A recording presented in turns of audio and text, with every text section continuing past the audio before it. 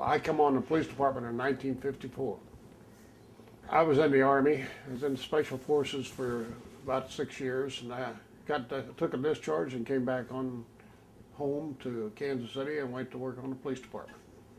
I had a military background, and the police department is a uniformed organization with a semi-military function, so I just thought that'd be a good place to go to work. We had the academy was on, I believe it was the third floor of police headquarters building. There was about 20, 30 of us there, and we went through and had a very informative session for about 13 weeks, and I think studied city ordinances to the point that we got sick of them, but we finally graduated, served a couple weeks in the field under an observer, and then went to work. I worked at the country club station at number 22 East 63rd Street. And do you remember like the boundaries of where you first rode? Of course, I rode relief, so we rode everything from, I think it was 39th Street to 85th Street, state line to far east as you could go. On the dog watch, of course, times have changed now, but in those days, on the dog watch, it was not uncommon for officers to find a place to hide their police car and catch a few winks at night. And they had an old streetcar barn at 47th and Troost, and that was a good place to hide because nobody could see you, and had little stalls in there that you could park in. And I remember going in there one night, and somebody had taken the big traffic chalk pieces and marked radio numbers by these parking stalls so that we each had our own sleeping place.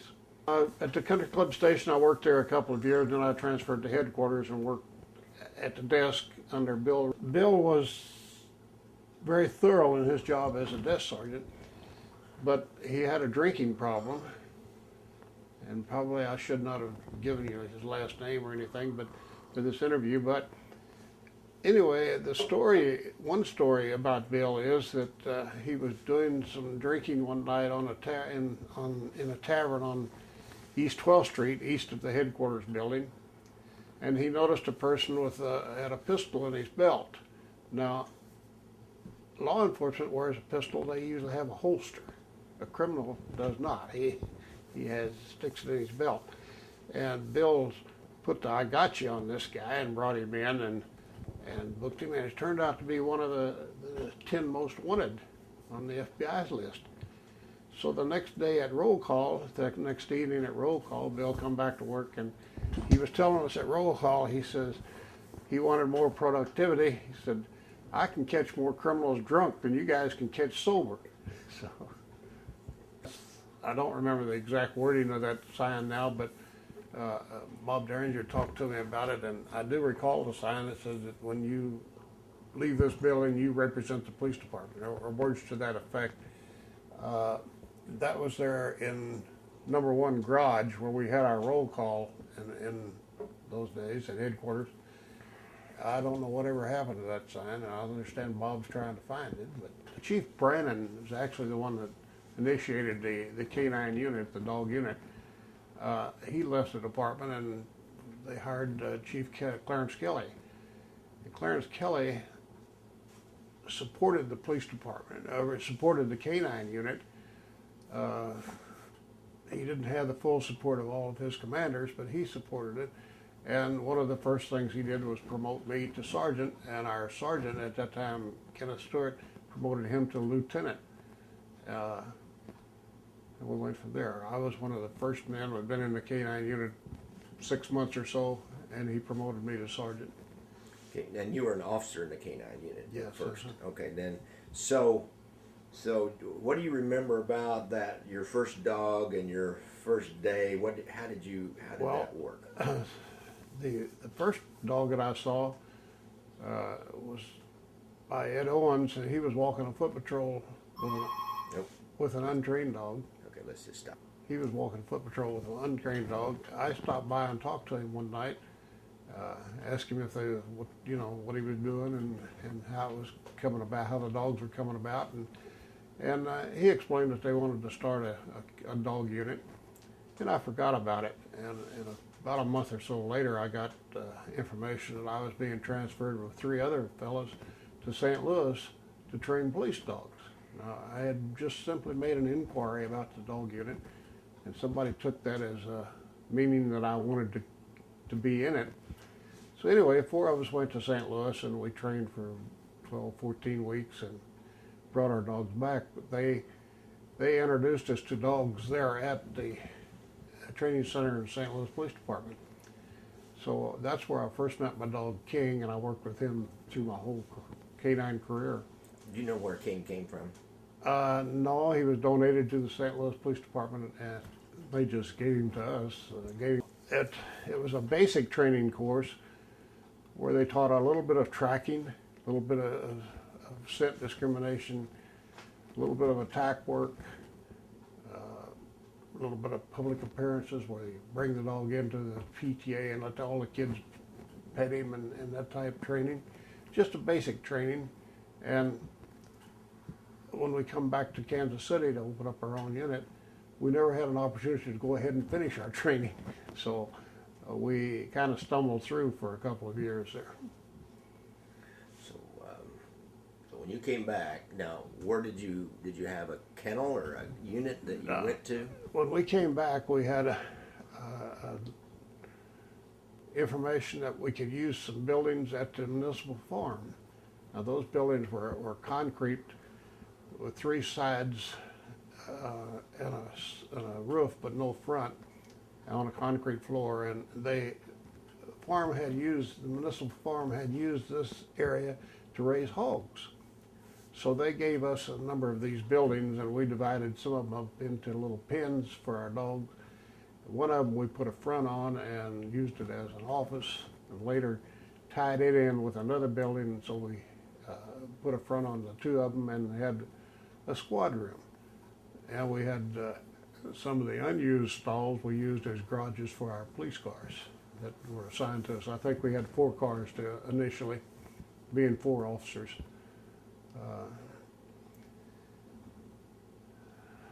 I don't know where to go from there. Okay, so talk about when you first came back. Was there a sergeant? Yes, we had Sergeant Kenneth Stewart. He had a colorful history. He was assigned to the canine unit, the dog unit, and I had worked briefly with Sergeant Stewart when he was out at the country club station, and he was fully in charge except for his lieutenant colonel above him, who really didn't support the canine unit, and so we had some problems there.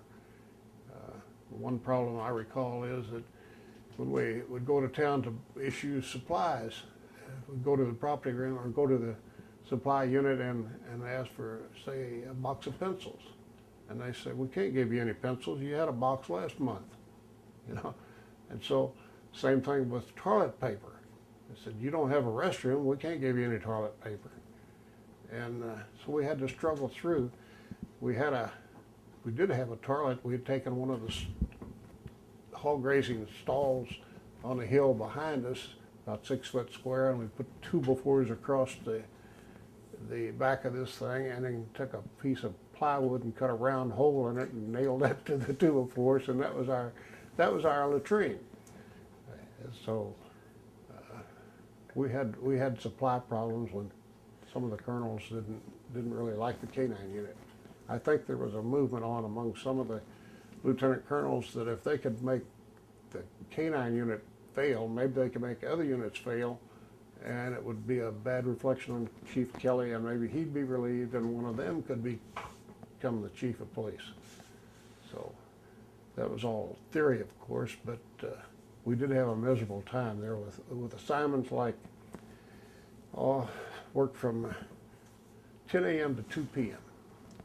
And then you go home and you come back in and you work 9 to 1. Yeah. So you had split shifts. And we went through this for months, fighting this improper assignments and all. And two of the original K-9 men did quit. They just said, "I don't want to fight this crap. I'm getting out of it," and they did. And they're probably smarter than I ever was.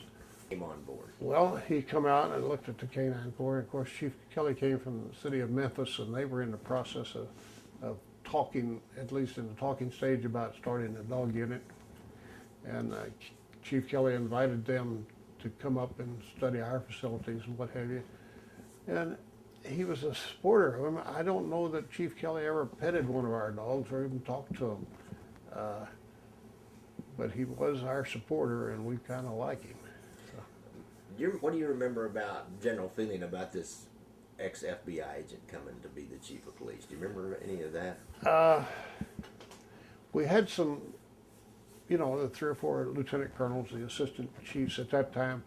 And when Chief Kelly came here, he was going through the interview process with other applicants. And one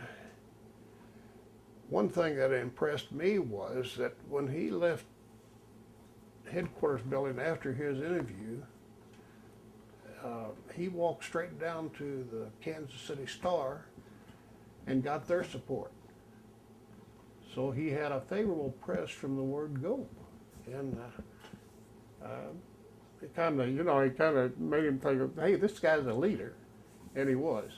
I don't recall any. I think there was quite a number of people, possibilities of becoming the new chief, and several of them were very good. They had a fellow by the name of Hockaday, who was a current member of the Highway Patrol, and he was a good leader while he was here, which is only 3 or 4 months, but he was a good leader while he was here.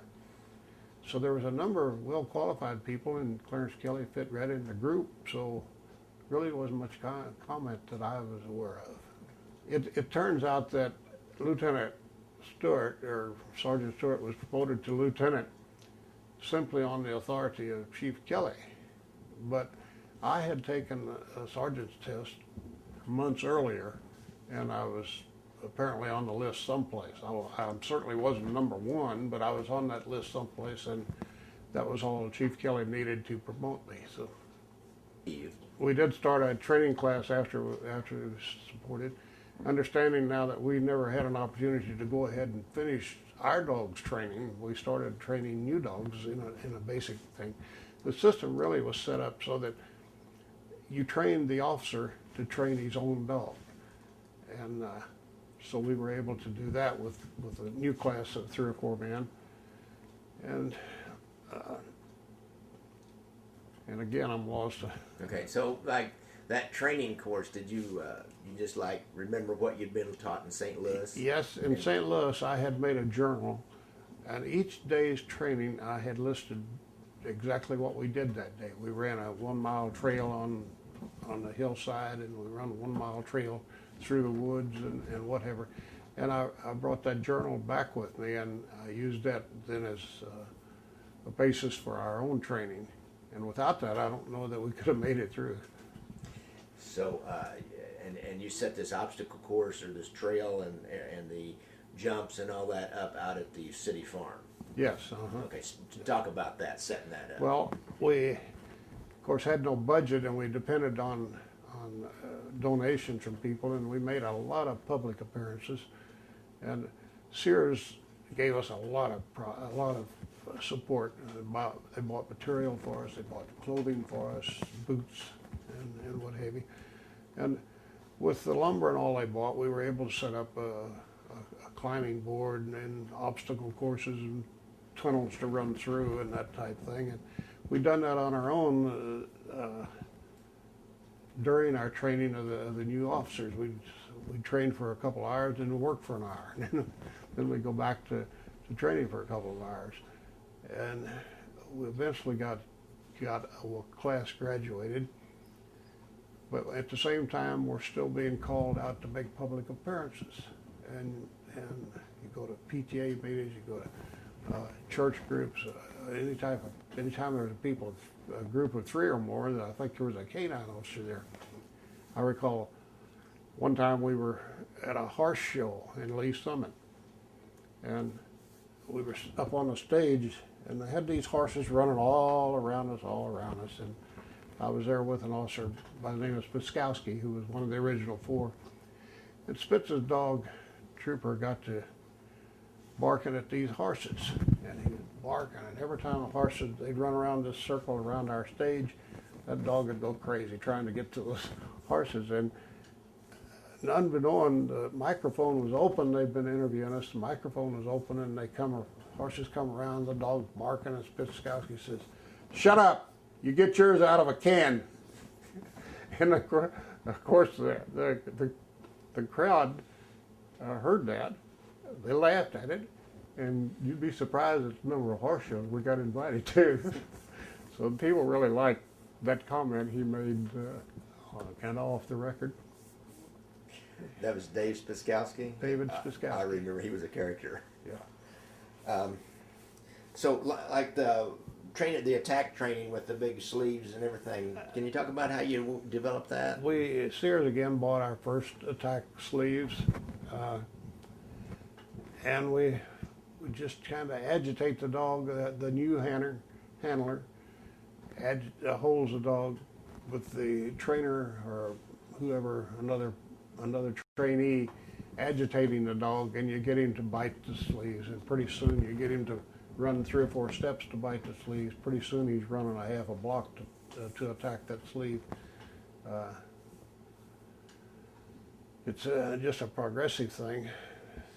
What do you, like, praise him up and for biting?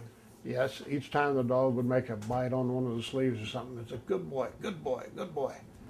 And they learned that through the touch and the good boy, they learned that was a praise. And we'd go around, and sometimes somebody would come up to you and they'd talk to you, but you really didn't want to talk to them or anything, and the dog would growl at them or something.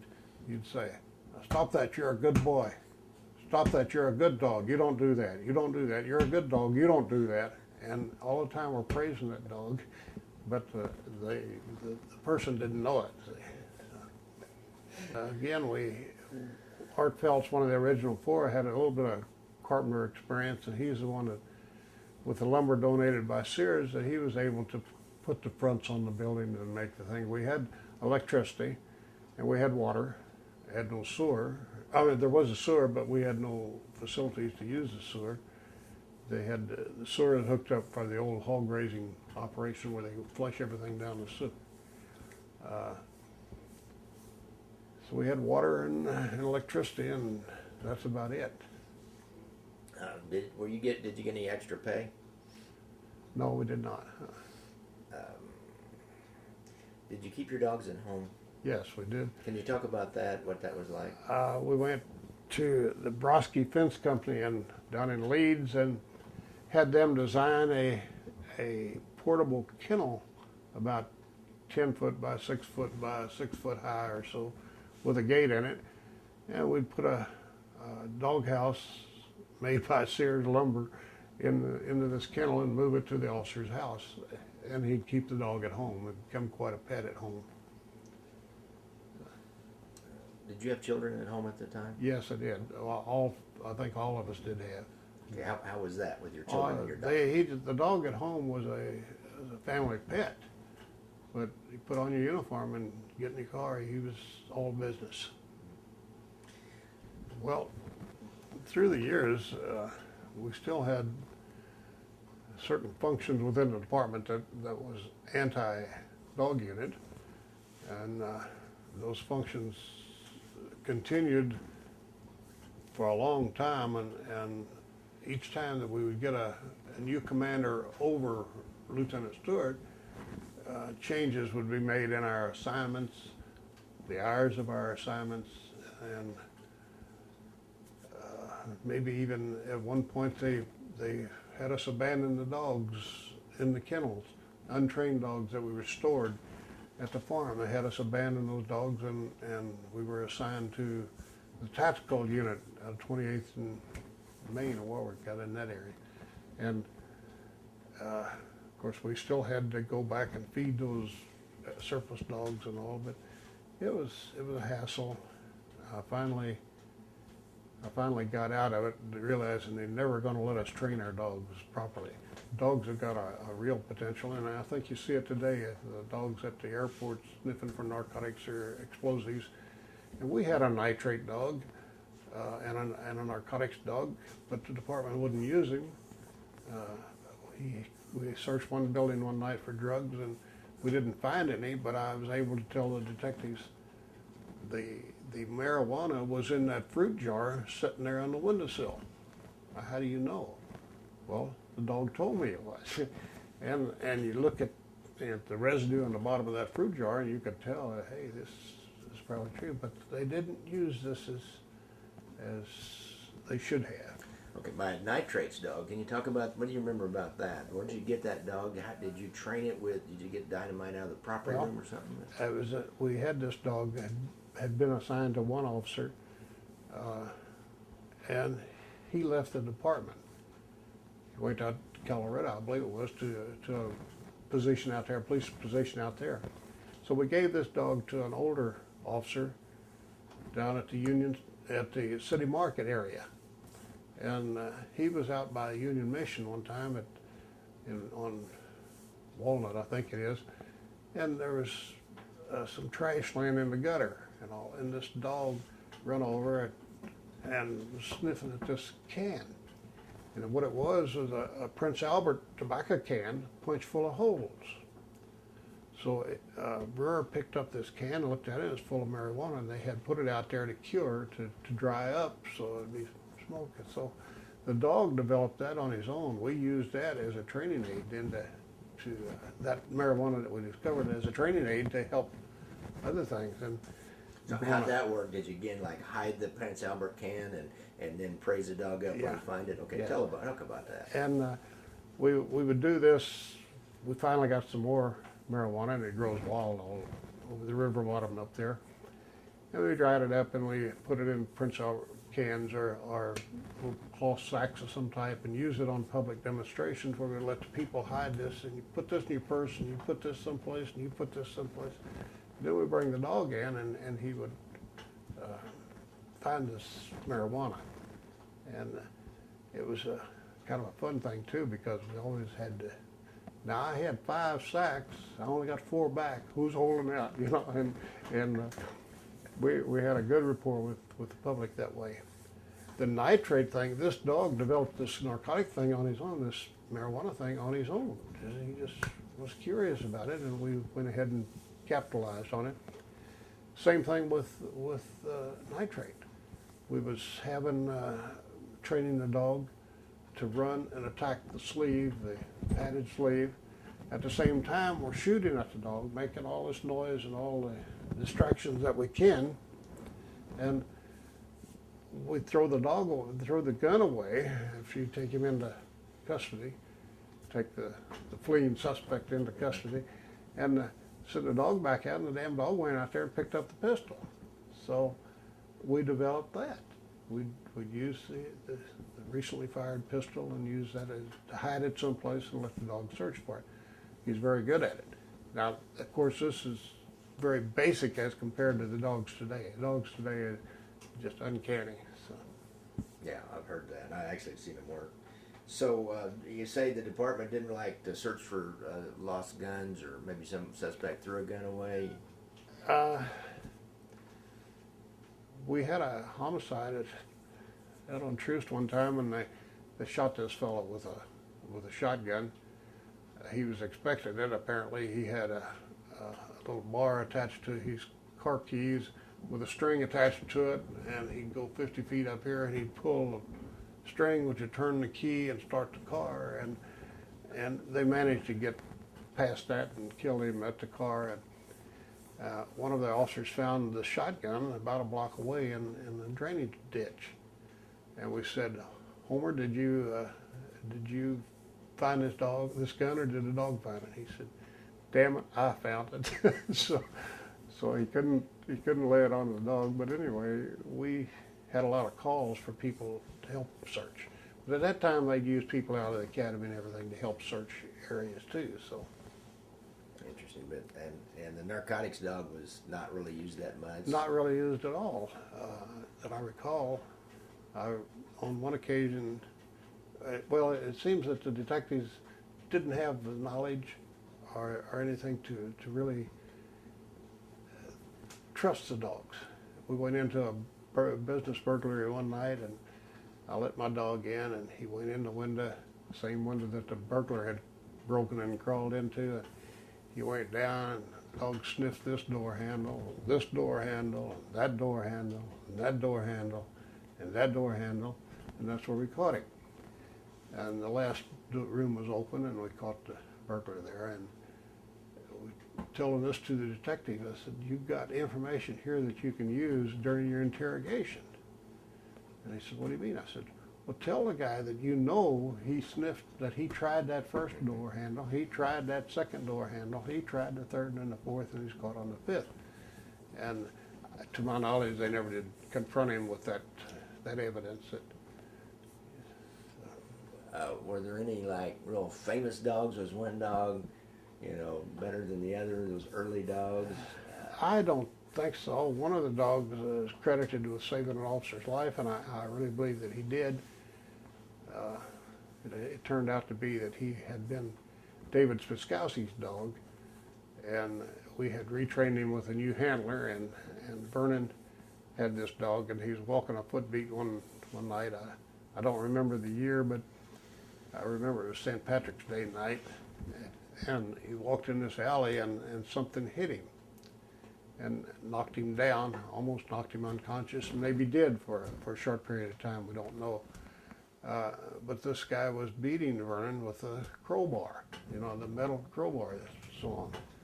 And fortunately, when he'd hit Vernon in the head, the crowbar was long enough that it was hitting the ground too, so it was taking part of the shock off of it. His dog come to the rescue, and this guy hit the dog across the back with this crowbar. Now, after it was all over with, during this time, this dog was biting at the suspect, and the suspect was so big the dog couldn't get his legs and arms in his mouth. All he could do was just scratch him with these fangs.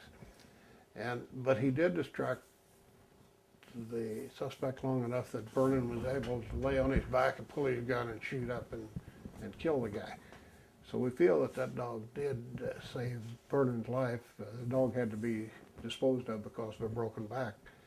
But that was probably the most dramatic of the canine dogs themselves that I can think of. You remember that dog's name? I think it was Shadow. And Vernon, what was Vernon's? Vernon Scoville. Oh, Vernon Scoville, okay. Vernon Scoville. Now there's two Scovilles on the department, and I think Vernon was in the canine. And I don't remember the other one's name at this time, first name at this time. I think when they transferred us over to the TAC unit, I transferred out. I could see the writing on the wall, and so I got out of it. I went back to patrol and had a good career. Then went back to Admiral Boulevard Station, and that was a station full of stories. So. Let's go back. I'll talk about that a little bit, but let's go back to the canine. Let's kind of brainstorm. I'll just turn this off. A Shadow. Okay, the dog that saved Officer Scoville was Trooper. Yes, okay. His name was Trooper. Just wanted to get that on tape. Didn't give us pencils at the supply unit. We asked for flashlight batteries. In those days, they furnished batteries to the officers, and we had requested a box of batteries. They gave us a half a box because half of our assignments was working from 9 a.m. to 1. See? So we didn't need flashlight during the morning hours. We had to come back in at 10 o'clock at night and work. Do you remember, like, why did they oppose this so much? Because you were kind of out of control, out of way, or? Well, I think that this one particular colonel wanted to be chief, and he was sabotaging everything of Chief Kelly that he could. And you said that earlier. Okay, I remember now. All right. The early cars you had, because dogs notoriously tore up the back seats of cars. So what kind of cars did they give you? And did you have? Well, how did that work? We got old cars out of the extra car pool that we had. And the dogs were not really destructive to the police cars. We took out the seat part of the back seat, made a plywood platform for the dogs to see, so that they only leaned up against the back of the thing. Now, if you went into a restaurant, you come out and somebody was agitating the dog in the police car, and this happened many times, they'd agitate the dog and get him barking and growling, and he might reach over and get part of the thing. But it didn't really matter because we used that car forever, and we used it with the torn backrest of the back seat. But it really didn't happen all that often. So in 1955, 56, what kind of cars were you using? They would be a year or two old, waiting to be traded in. And we would get them, and the platforms that we made for the dogs in the back were easily removed and just put the seat back in, and when they issued you a new car or a different car, just put that platform back in and go to work. Now you didn't have walkie-talkies then, so. No. They gave us a walkie-talkie at one time to test, but it was the size of a cigar box, and it took 2 hands to operate. So it wasn't much good to a canine corps hanging onto the leash with one hand and maybe a flashlight and a pistol, and you had to take that, it hung around your neck, and you had to lift it up and push the button and talk into it, a cigar-sized thing. So that didn't last long. We did have an occasion where we bought some little commercial walkie-talkies, and we used them in our training. When we'd lay a track, somebody would take off from this car, run out across the fields in Swope Park and hide into the woods, and the canine would come up, and the handler would try to get the dog to pick up that trail and go, but he had this little walkie-talkie, and the suspect hiding in the woods back out here, he could say, hey, your dog's about 30 feet to the right. And they'd bring him back, make sure he picked up the trail, and you could kind of coach the trainee officer and the trainee dog through that. We had these and put them to good use. Then again, the powers that be intervened, and they gave these 2 walkie-talkies that we had to Grandview Police Department. We said, why do you give them to Grandview? They said, well, we figured you didn't need them, and that was the only answer we got. So. Anything else you can think of about working? How about dog bite reports? Did you do dog bite reports? No, regular officers done dog bite reports. I mean, when your dog bites somebody. We had to write an incident report or some type of injury report, and usually the dogs would bite somebody because of somebody else's actions. So we'd kind of document that in support of the dogs, so that the dogs wouldn't be blamed for indiscriminately biting somebody.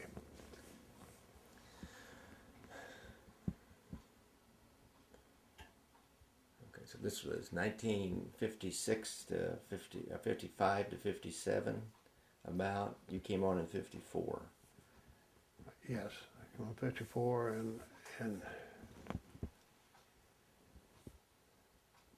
56 or 57 we went to St. Louis. I'm not sure on the dates now. I'm getting old. Yeah, So. Yeah, that's true. And then, and you were in the how many years were you in the K9 unit then? Before you well, the K9. Now the dates come back to me. We went to St. Louis in 1960, and I left there in 67. So. Okay, that makes sense. That makes me. Yeah, I was thinking. Because you said 57 when you left the K9 unit, and that was before Chief Kelly was even there. So that's when I left Country Club Station with headquarters. And that's about the time Chief Kelly came. So when you left, you went to Admiral Boulevard Station. Let's talk just a little bit about that. I got a little bit of time here. It was an old insurance building, and it served the purpose as an outlying police station. And they used the space at headquarters that had been an assembly room for the unit, for the police unit. It was a kind of a very close-knit group of people that worked there at the Admiral Boulevard station. We had, I remember one occasion we had weeds that were 4 or 5 foot high growing around the parking lot. And at the same time, we were given a bunch of warrants to serve on people who had grass over 15 inches high in their yard, and or weeds in their yard. Now we kind of laughed about the city issuing that, but they won't come out and cut our own weeds. It was a fun station to work at because everybody knew everybody and everybody kind of respected everybody. And as two officers work together, you kind of anticipate what the other one's going to do. They become partners. And I think the whole station there at Admiral Boulevard, we were all partners. So you were on in the riots of '68 and working out at Admiral Station. What do you remember about that? 1968. Yeah, they had us assemble and they issued us the nightsticks prior to this disobedience here in the city. We had gone to a riot control school. Somehow Chief Kelly saw that this might happen here, and he sent officers out there to train on how to go in a wedge position with your baton in front of you and that type training. And when Martin Luther King was assassinated and the riots did come about, that training helped us. And I just remember we were called to be ready for this type of training, and I got on a bus really, and we went up to the city hall and lined the city hall, and people marched on it, and so really I don't have a whole lot of comments on the first part of the riot. The second part, I was in patrol of the riot area, and understand at that time we had National Guard people riding city buses and everything, and we had soup kitchens set up by Salvation Army and Red Cross and what have you. And so there's a lot of activity going on that was not related to the disobedience. So I don't remember a whole lot about the riots, except there was a lot of tear gas thrown that possibly helped or did not help the situation, but we just didn't have enough supervisors to handle that situation. So you were downtown at City Hall that first day, and there was some tear gas thrown, and then people kind of went crazy downtown, breaking windows. And yes. What do you remember? What do you remember? What were you doing during that? We found out later that incidents that started there at the City Hall had really started way back out across way east on 31st Street, and the students had marched from the school across 31st Street, breaking windows and setting fires or whatever, and then up Paseo to Truman Road, and across Truman Road up to the City Hall. So the riot, actually, the destructive part of the riot had really begun quite a distance and quite a few hours before they got to the City Hall.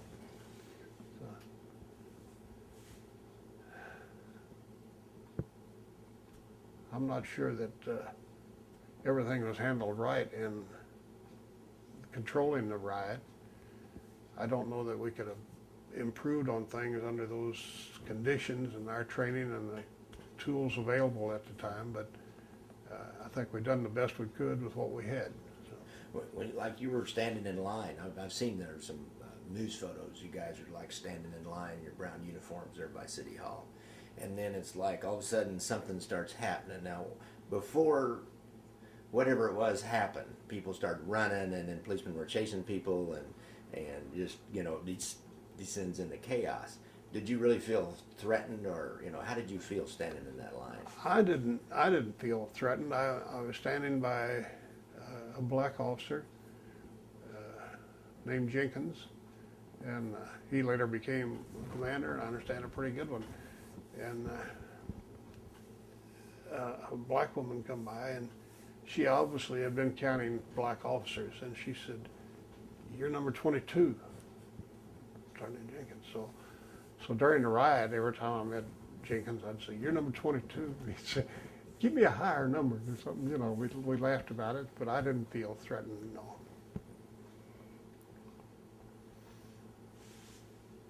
Not at that point. I got off the record. I could tell you some humorous stories, maybe. But Well, tell me your one that you could. Tell me one that could put on the record. Then we can talk off the record. Give me one off the record. well, after I left the K-9, I went to the Linwood station, and after it opened up, and I had two officers working for me. One was named John. John was about that big and round. He died last year of cancer. But he lived with a roommate named Robert Taylor, like the movie star. And Bob was an extremely good-looking man. We'd go out in a restaurant or something, the waitresses would walk around and say, "What's your name?" And he'd tell them, "I'm Robert Taylor." And they'd look at me and they'd say, "Really?" And I'd say, "Well, sure. I wouldn't lie to you. I'm Cary Grant." and that type of humor. But anyway, John and Bob lived together in an apartment on West 39th Street, just west of Maine.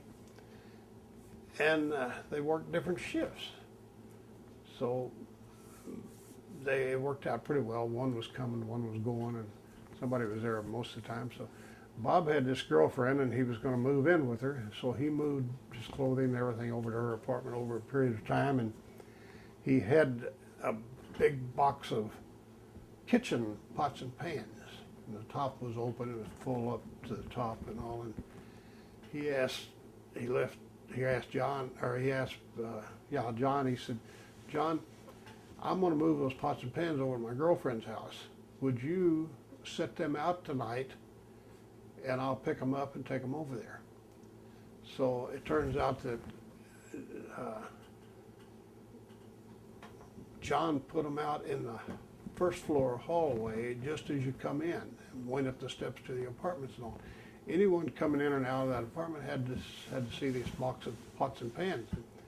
John put a sign on them that said, "Dear Bob, you've broken my heart once too often.